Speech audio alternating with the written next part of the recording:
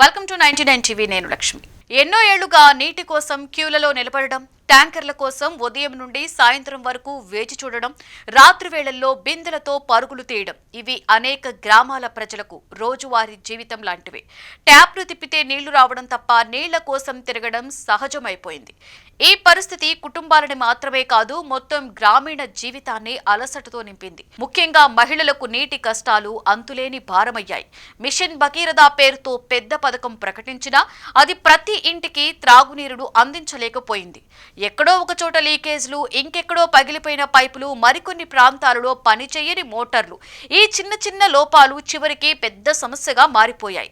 నీటి సరఫరా స్కెడ్యూల్ కూడా సరిగా అమలు కాకపోవడంతో ప్రజలకు నీటి కోసం చాలా దూరం తిరగవలసి రావడం తప్పలేదు. కానీ కొత్త ప్రభుత్వం ఏర్పడిన తరువాత ఈ పరిస్థితుల్లో మార్పు మొదలైంది. పథకం పేరుకే కాదు, దీని ఫలితం ప్రజలకు నిజంగా చేరుతుందా లేదా అన్నదే కాంగ్రెస్ ప్రభుత్వానికి ప్రాధాన్యంగా మారింది. అందుకే మొదటి రోజుల్లోనే గ్రామాలకు ఫీల్డ్ రివ్యూలు ప్రారంభమయ్యాయి. పంపింగ్ స్టేషన్లు సరిగ్గా పనిచేస్తున్నాయా, పైప్ లైన్లో ఎక్కడ సమస్యలు ఉన్నాయి, నీటి ట్యాంకుల సామర్థ్యం సరిపోతుందా, ప్రతి అంశాన్ని గ్రౌండ్ లెవెల్లో పరిశీలించారు. ఈ పరిశీలనలో ఏళ్ల తరబడి పడి ఉన్న ఎన్నో సమస్యలు బయటకొచ్చాయి.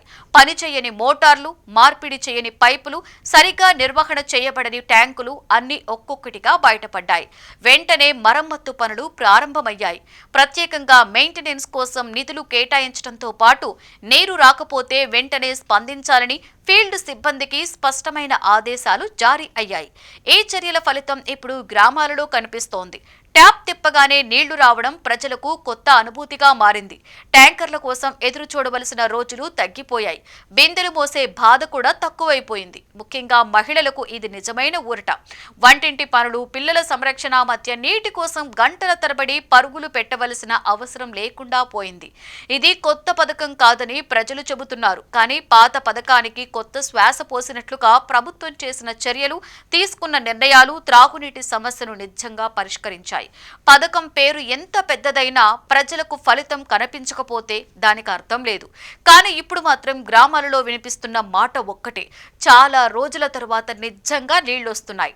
మిషన్ భగీరథ అనే పేరు కేవలం బోర్డు మీద ఉండే పథకం కాదు, అది ప్రతి ఇంటికి నీళ్లు చేరినప్పుడే పూర్తి అవుతోంది. అదే ఇప్పుడు జరుగుతోంది. నీటి కోసం ఎదురుచూపులు తగ్గిపోయాయి. ఇది మాట కాదు, ప్రజల ఇళ్లలో వినిపిస్తున్న సంతోషం.